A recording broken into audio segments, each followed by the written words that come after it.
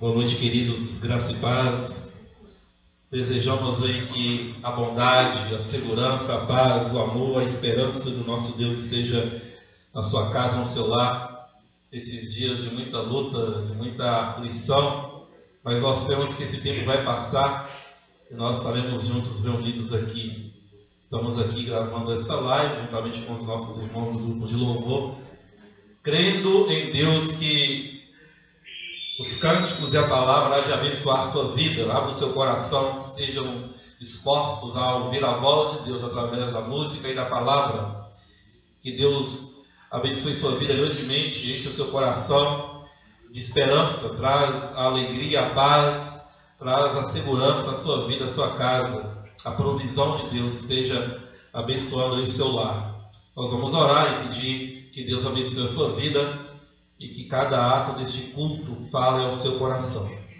Pai, toda glória e toda honra, todo louvor sejam dados ao teu nome, Pai.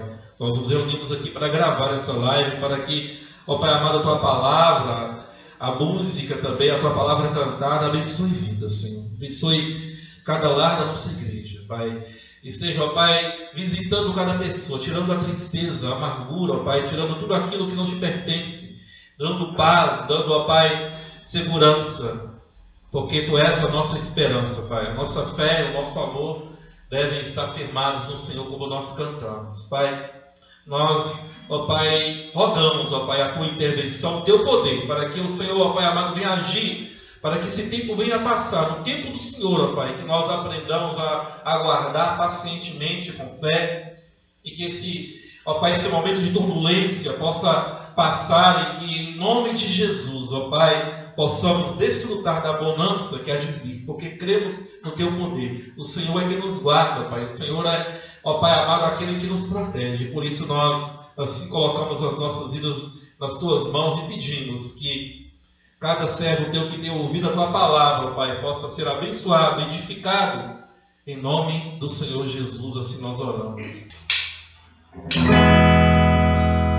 Vim para adorar-te, vim para prostrar-me, vim para dizer que és meu Deus, és totalmente amável, totalmente digno, tão maravilhoso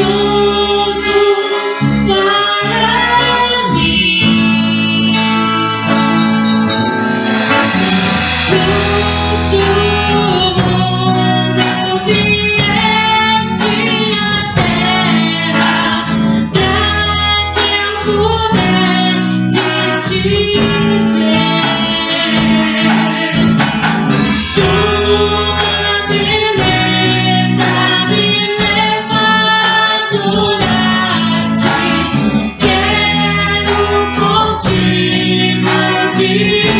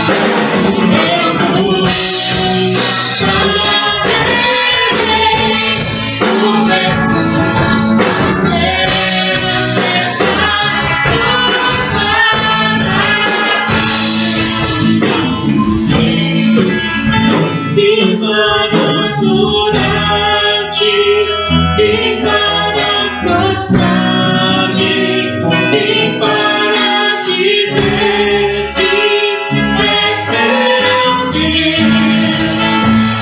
Totalmente amável, totalmente digno, tão maravilhoso para mim. Vim para adorar-te, vim para prostrar-me, vim para dizer que és meu Deus. Totalmente amável, totalmente digno, tão maravilhoso para mim.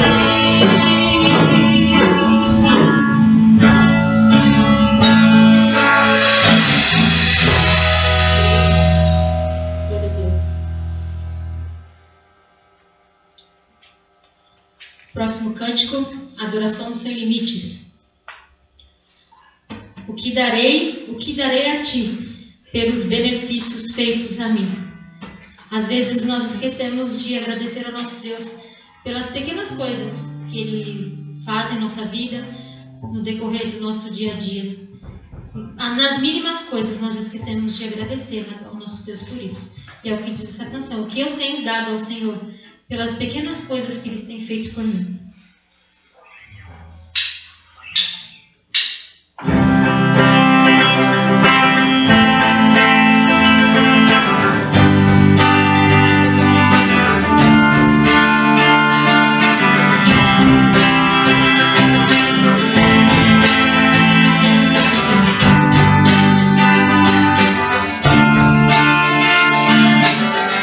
O que darei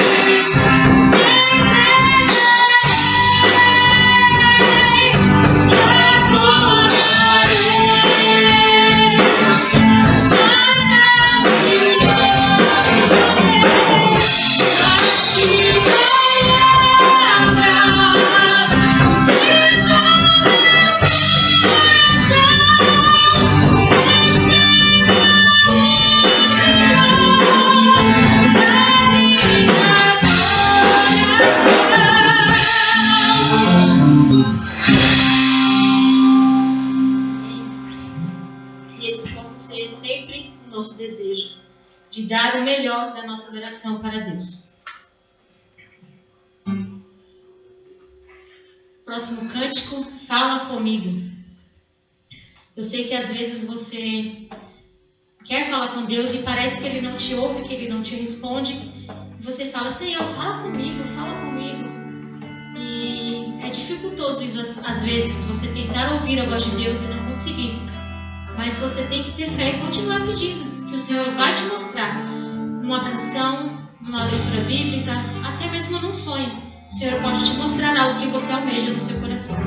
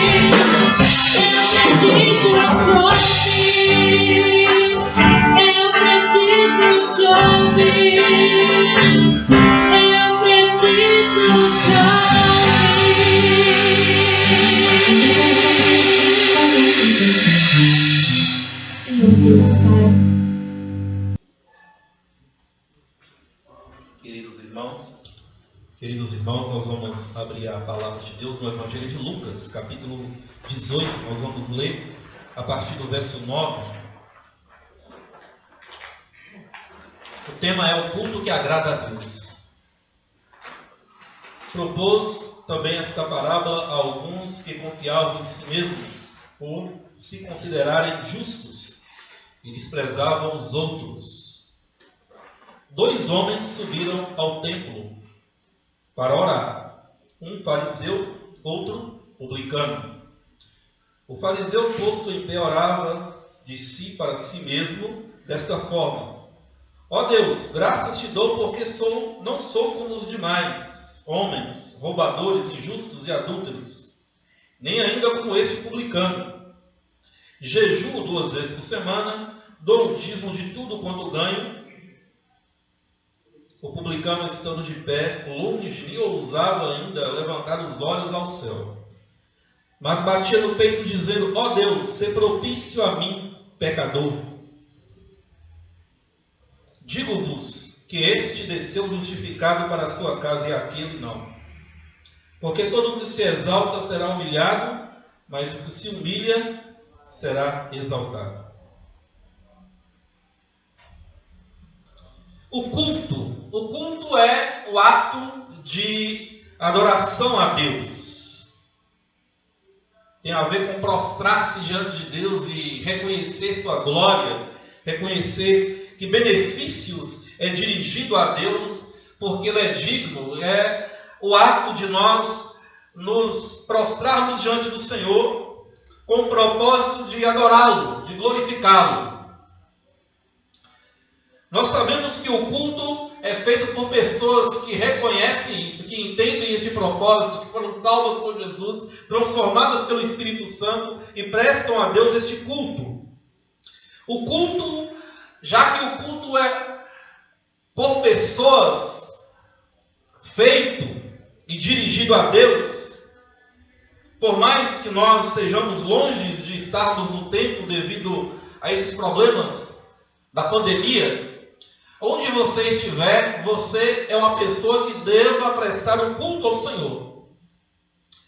Deus não habita em templo feito por mãos de homens. Paulo trouxe essa mensagem quando ele estava em Atenas. Nós sabemos disso. A presença do templo e o próprio templo no Antigo Testamento, ele tem um propósito diferente do Novo. No Antigo Testamento, o templo dos judeus, eles reuniam ali com aquele propósito de adorar a Deus, o Deus Jeová. Mas, vindo Cristo, no cumprimento da lei, o lugar onde Deus é adorado, e Jesus falou isso com a mulher samaritana, que não era nem no Monte Gerizim, porque os samaritanos adoravam ali, e nem no templo, porque os judeus adoravam lá, no templo de Jerusalém. Mas em qualquer que seja o lugar, desde que seja em espírito e em verdade, os nossos corações, Paulo disse isso, que o nosso corpo, o nosso coração é morada do Espírito Santo. Então, pessoas adoram ao Senhor. A igreja é formada de pessoas. O templo é importante. Quando a igreja está se reunida, quando a igreja se reúne, ele se torna importante. Onde você estiver, onde houver 2 ou 3 reunidos ali, em meu nome, assim disse o Senhor, onde você estiver, você é uma pessoa que adora a Deus, que cultua o Senhor. Muita gente fala: eu não vou adorar a Deus porque eu não sei cantar. A adoração não se restringe à canção ou à música, faz parte da adoração, mas ela não constitui um fim em si mesmo para adorar a Deus. Adoração é estilo de vida, onde você estiver, onde a sua mente, coração e alma é levado a Deus num ato de agradecimento, de reconhecimento. Isto é culto ao Senhor.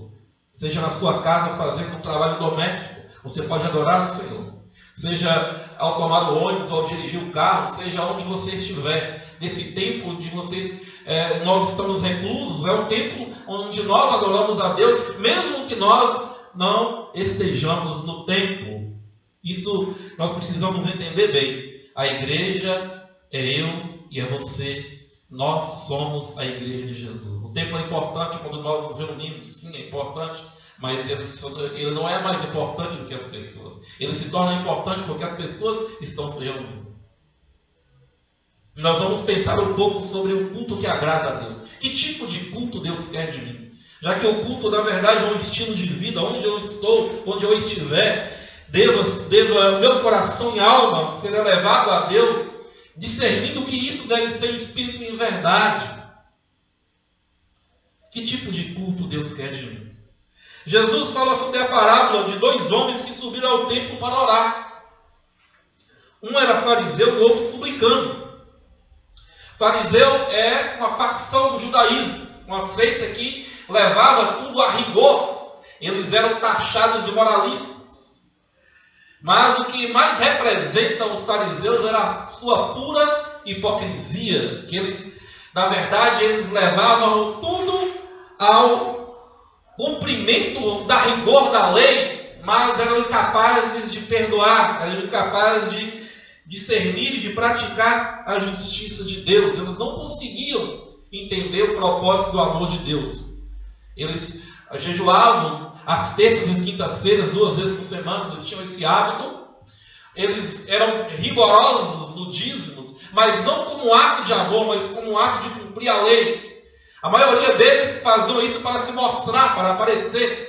Até nas orações que eles faziam de voz alta e de muita repetição para serem vistos pelos homens. Eles procuravam manter uma aparência, mas não viviam de fato a consciência de que precisava cada dia da misericórdia de Deus.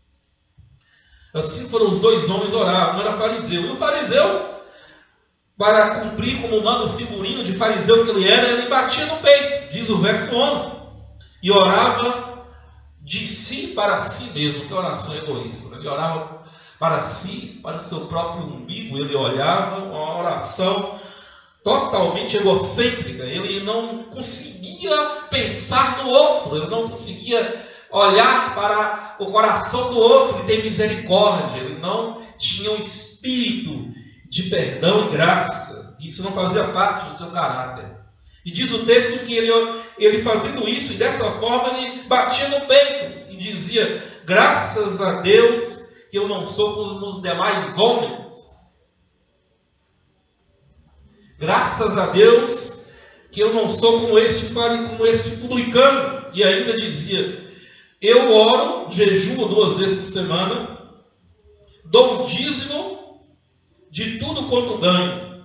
Ele não fazia mais que a obrigação dele, porque ele entendia que isso fazia parte da lei. Ele não tinha discernido o propósito da graça. Mas o culto dele foi reprovado por Deus, porque o culto dele era moralista. Ele não conseguia enxergar o amor. Ele media as pessoas de cima para baixo. Ele não tinha solidariedade para com aquele que estava no pecado, de falar de Jesus, até porque ele nem aceitava a presença de Jesus, porque quebrava toda a sua estrutura religiosa que ele tinha. A presença e a vinda de Jesus não atendeu à sua expectativa. Eles não conseguiram abrir os olhos e enxergar o Evangelho. A máscara da religião impossibilitava que assim o fizesse.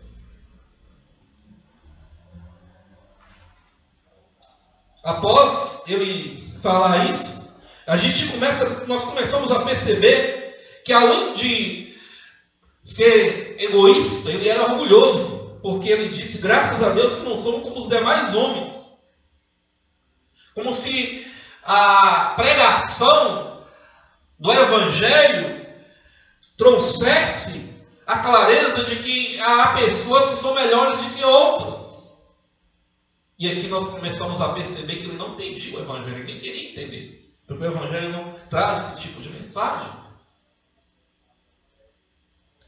Ele não só tinha um culto moralista, mas ele tinha um culto meramente religioso. Era para cumprir ritos, era para cumprir tabela, era uma coisa formal, mecânica, fria, sem coração, sem alma, sem discernimento, apenas para cumprir tabela. E ao culto para cumprir um ritual e para mostrar para os outros que ele estava ali cumprindo esse ritual E por este cumprimento ele se destacava, ele era melhor que os demais, era melhor que os outros. Também era um culto meritório, o contrário do Evangelho. Era um culto que, por fazer todas essas coisas, ele achava que isso dava mérito para ele. E ele falava, eu sou melhor que os demais, nem sou que nem esse publicano. Outra versão, outra tradução se fala, né? Ele, por bater no peito e proclamar sua autojustiça, sua justiça própria, ele praticava um culto meramente religioso e com mérito para si próprio, como se o Evangelho é isso. Não é, de forma alguma. O mérito é exclusivo em Cristo Jesus e sua obra na cruz do Calvário. O culto dele, além de ser meritório, além de ser mecânico, além de ser moralista, era um culto enganoso, hipócrita, porque ele não conseguia discernir o amor, a justiça na vida dos outros. Eles eram incapazes de perdoar.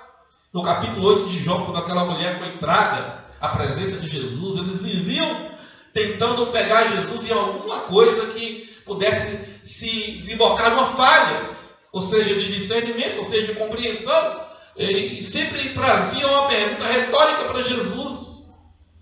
Eles não entendiam que Jesus era o próprio Deus, apesar de virem os milagres de Jesus, de virem as obras de Jesus. Os seus olhos estavam amarrados na religião, os seus olhos estavam presos ao ritualismo. Eles não conseguiam enxergar além daquilo que estavam vivendo. Eram pessoas amarradas ao jugo da lei. E trouxeram aquela mulher, capítulo 8 de João, em flagrante de adultério. Segundo a lei de Moisés, ela tinha que morrer apedrejada. Mas trouxeram para Jesus ali escrevendo na areia, diz o texto, que Jesus falou para a mulher, olhou para ela, e Jesus levantou e falou para eles: quem dentre vós não tem pecado, atira a primeira pedra. Eles não tinham o pecado que aquela mulher tinha. Eles não eram adúlteros como aquela mulher era, mas eles tinham outros pecados, como o ciúme, a inveja, o orgulho. E para a maioria das pessoas não são condenados. Mas Deus, Ele não tem essa diferença. Nós olhamos o pecado pela consequência que ele produz. Deus olha para aquilo que é quebra da sua lei e da desobediência que o homem faz. Por isso que aqueles homens realmente eram tão pecadores quanto aquela mulher, ou mais, porque ela, com o coração quebrantado, se arrependeu. Mas eles não se arrependiam dos seus corações cheios de orgulho, cheios de amargura, de falta de perdão, de graça para com as pessoas. Não conseguiam atingir isso, porque não queriam, porque estavam amarrados uma alta justiça própria meritória. Por outro lado, diz a Bíblia que tinha um publicano. O publicano era a pessoa mais desprezada nos tempos de Jesus. Era um cobrador de impostos, ele arrecadava e era algo muito ferrenho, porque havia uma injustiça muito grande, porque ele arrecadava das pessoas que mais precisavam. Nós que somos brasileiros, nós nos identificamos muito com isso, né? Nós vemos aí quanto de impostos nós pagamos e nós não temos um retorno sequer. E esse publicano, ele era a pessoa desprezível. Por isso que aquele fariseu olhou e viu aquele camarada lá no templo e falou: aquele ali, eu sou melhor que ele. Mas eu sou. Só que o que Jesus falou no final? Por que o publicano foi aprovado no seu culto? Ele era uma pessoa desprezível, cobrador de impostos. A cobrança de impostos era tão grande em cima dos menos favorecidos, que não só ficavam lá, mas iam para Roma, e havia lá uma parte que eles retiam. Lembramos de Zaqueu. Zaqueu, com o coração cheio de culpa, queria ter o encontro com Jesus, porque ele era publicano, rico, ele era o chefe dos publicanos, o maioral, e ele via que aquilo tudo ali era uma verdadeira roubada, e ele queria ter um encontro com Jesus para se livrar daquela vida de pecado hostil para com aqueles que mais necessitam. Assim, o publicano, que era uma pessoa tão desprezada, pecadora, roubador, Mas ele foi ao templo lá porque ele estava com o coração pronto para a mudança.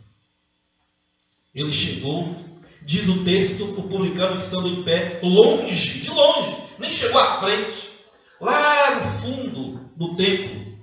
Diz o texto, e não ousava levantar os olhos ao céu, mas batia no peito dizendo, ao contrário daquele que batia no peito e se achava, ele batia no peito dizendo, ó Deus, se propício a mim, pecador.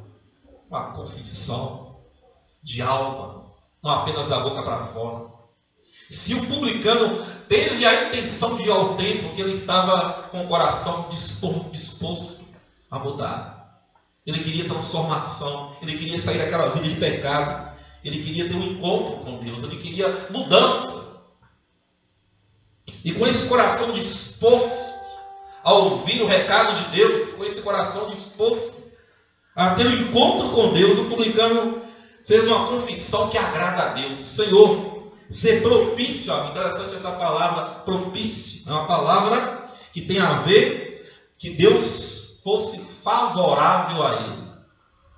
Quando nós encontramos com Jesus e vai além do meramente levantar as mãos, quando nós temos uma entrega com Jesus, isso é o Evangelho, né? O Evangelho não é apenas a proclamação da Boa Nova, é o viver da Boa Nova, né? Nós fomos, diz a Bíblia, que Jesus Cristo é a propiciação pelos nossos pecados. O que significa isso? Significa que a obra de Deus satisfez a justiça de Deus. Que Deus olhava para nós com um olhar de ira, a santa ira, como nós cantamos no hino, a santa ira mereci. Mas Deus enviou Jesus, o seu sacrifício satisfez a vontade de Deus. A ira foi retirada, porque Deus, quando Ele olha para nós, Ele vê o sacrifício de Cristo. E aí, Cristo foi a própria propiciação pelos nossos pecados. Isso significa que o coração de Deus foi apaziguado, a ira foi retirada e nós somos livres do inferno. Por isso que o publicano rogava ser propício a mim, ser favorável a mim. O publicano teve um culto de reconhecimento do seu pecado e que ele precisava de mudança. O publicano também teve um culto de consciência da realidade que ele enfrentava e que aquilo agredia e maltratava a lei de Deus, quebrava a lei de Deus. O publicano era aquele que estava ali disposto a buscar o perdão, ele precisava, ele reconhecia que precisava ser perdoado. O culto dele também era um culto que ele era olhando para si mesmo, ele via que ele não tinha mérito ao confessar que ele era pecador. A confissão dele foi algo que levou Jesus a dizer, este saiu justificado, aquele não. O coração do publicano, ele não negou seus atos que desagradavam a Deus. Ele confessou de forma verbal explícita que ele era um pecador.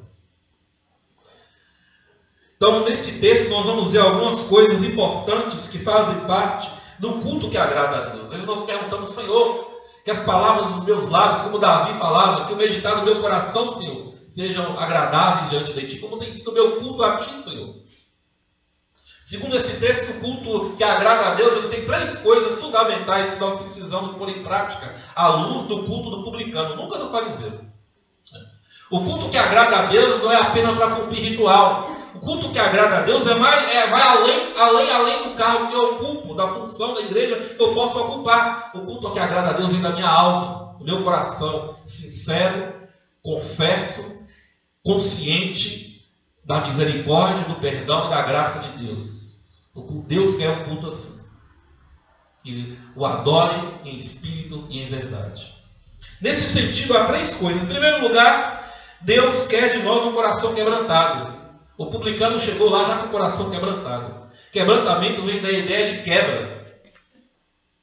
Coração quebrantado é um coração rendido a Deus. Senhor, estou aqui, faça a tua vontade, assim na terra como no céu.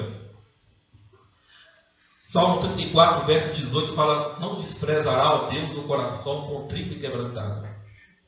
Quando Davi, após pecar contra Betseba, o adultério, após ser cúmplice no homicídio de Urias, ele escreveu o Salmo 51. E lá ele fala, sacrifícios agradáveis a Deus, que é um coração contrito e quebrantado. Não desprezará, ó Deus. Isso, nós perguntamos muitas vezes, o que Deus agrada de mim? O que atrai Deus? Muitas pessoas perguntam, o que a vontade de Deus é atraída? Quebrantamento. Quando nós nos quebrantamos diante de Deus, Deus olha para nós. Isso atrai a vontade de Deus. Deus quer corações quebrantados diante dele. Muitas vezes nós queremos que a nossa vontade prevaleça, o nosso querer, o nosso desejo, estamos certos, é isso, é aquilo. Mas Deus quer de nós um coração quebrantado. Muitas vezes nós não nos quebrantamos, porque o orgulho não deixa. Essa semana, diante de muitas coisas na televisão, o professor Mário Sérgio Cortella falou para o jornalista da CNN sobre o perdão. Ele falou, o perdão é uma das situações mais difíceis para o ser humano. Ele que lida na área da educação, ele falou isso, mas a Bíblia já disse isso há muito tempo. A pessoa, para perdoar, ela precisa de quebrantamento. Para ela liberar perdão, ela precisa de quebrantamento. Para pedir perdão, ela precisa de quebrantamento. E o coração quebrantado não desprezará a Deus. Porque o nosso orgulho, a nossa exaltação, a nossa prepotência quer que fale, não, isso é coisa de covarde.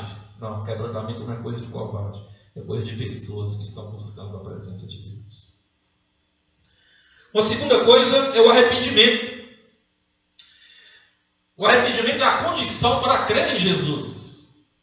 E esse homem chegou lá arrependido. Não adianta chegarmos diante de Deus e prestar um culto se nós não nos arrependemos do que nós fizemos. O arrependimento é importante.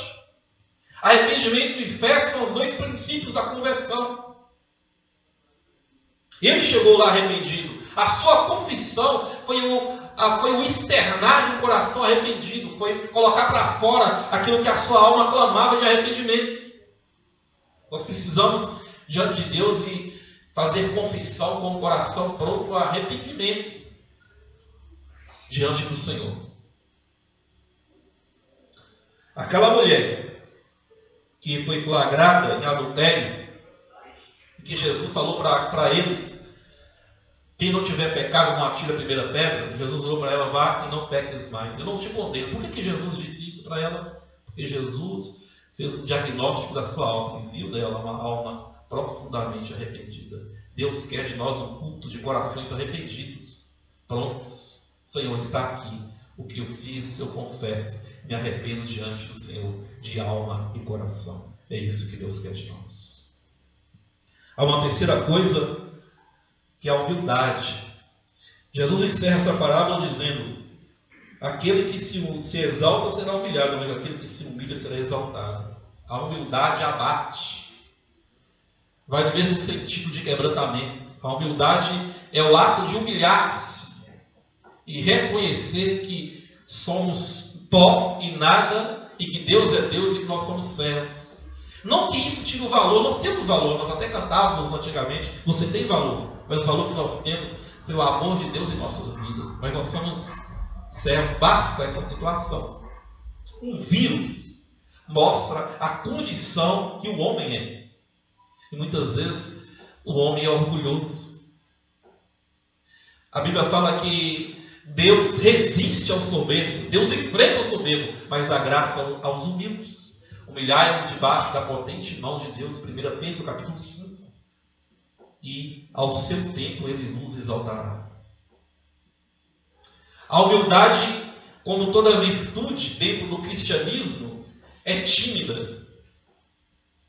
E eu ouvi essa semana um estudioso falar, se você sai por aí falando que você é humilde, logo você não é. A humildade é uma qualidade que as pessoas veem em nós. Quem viu essa humildade no coração do publicano? Jesus, ao contar a parábola. Então agora, o culto que agrada a Deus, a minha oração, o meu louvor, a minha música, a minha adoração, o meu estilo de vida passa pelo critério da humildade. Quando eu me humilho diante de Deus, eu reconheço a sua grandeza e o seu favor. Assim, meus irmãos, Essa parábola tem a nos ensinar sobre o culto que agrada a Deus. Um culto de coração quebrantado, um culto de coração arrependido e um culto de coração humilde diante do Senhor. Que o Espírito Santo faça-nos discernir isso. E que em nome de Jesus, até nesse momento de reclusão, nós possamos olhar para a palavra de Deus e rogar ao Espírito Santo de Deus que faça-nos adoradores segundo o seu propósito. Em nome de Jesus. Que Ele nos abençoe. Amém.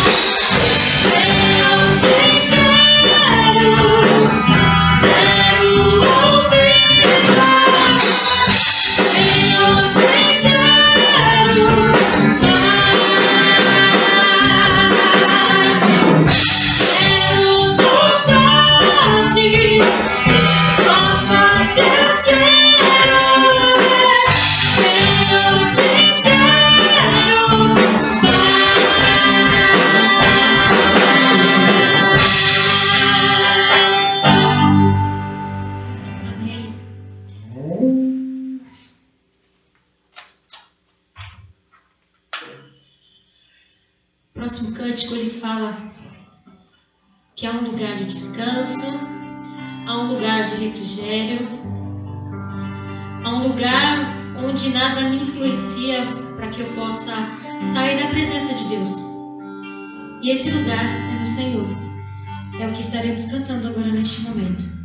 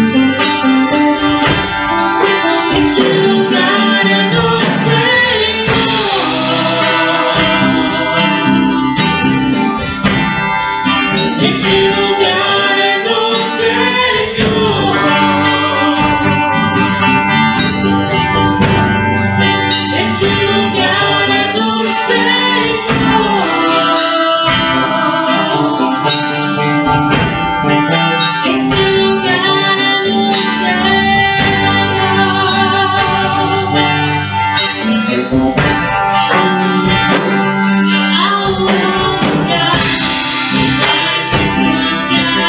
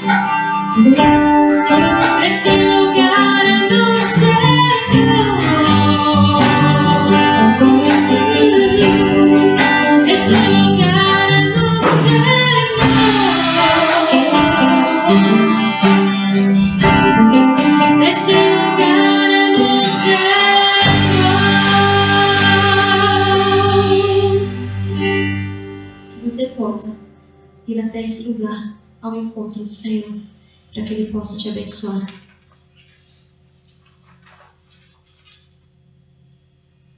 A nossa última canção, ela fala: aquieta minha alma, faz o meu coração ouvir a tua voz. Que nós possamos aquietar o nosso coração, ter calma, ter fé, que o Senhor vai nos abençoar e Ele vai nos direcionar em tudo que devemos fazer.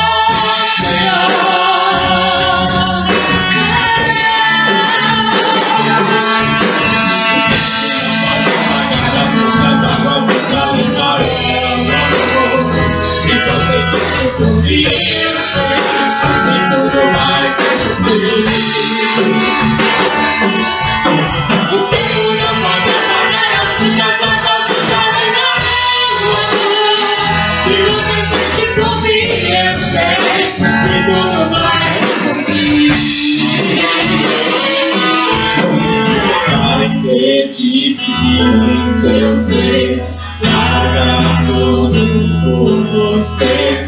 Mas eu sei que quando eu pensar em desistir,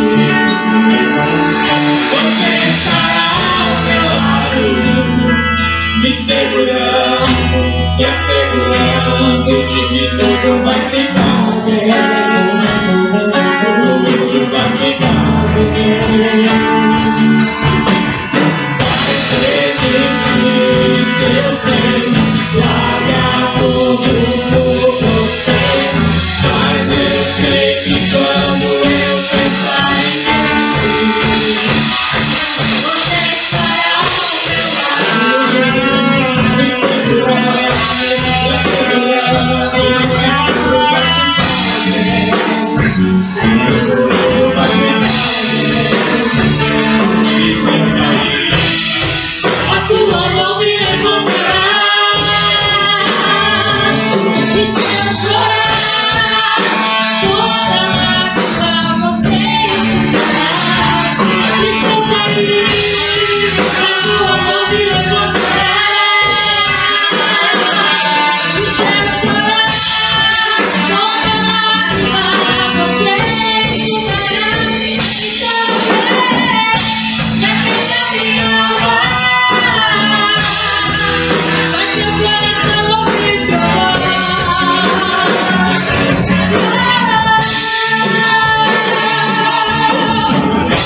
me chama pra perto, só assim eu não me sinto só.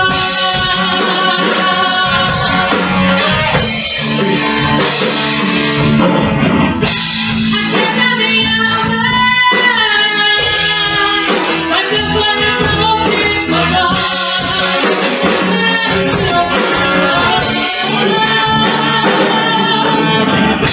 Me chama pra perto,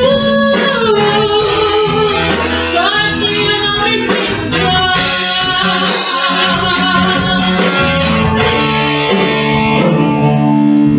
Na verdade eu descobri que tudo que eu preciso está em ti. Mas meu coração é teimoso demais pra admitir.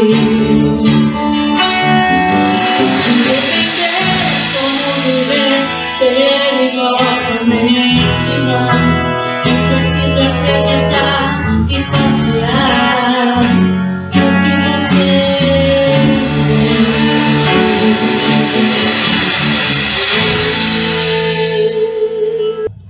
A graça de Jesus Cristo, o amor de Deus, nosso Pai, a comunhão, as doces consolações do Espírito Santo, o Senhor repouso na sua casa, no seu lar, onde você estiver. Receba aí o cuidado de Deus, em nome de Jesus. Amém.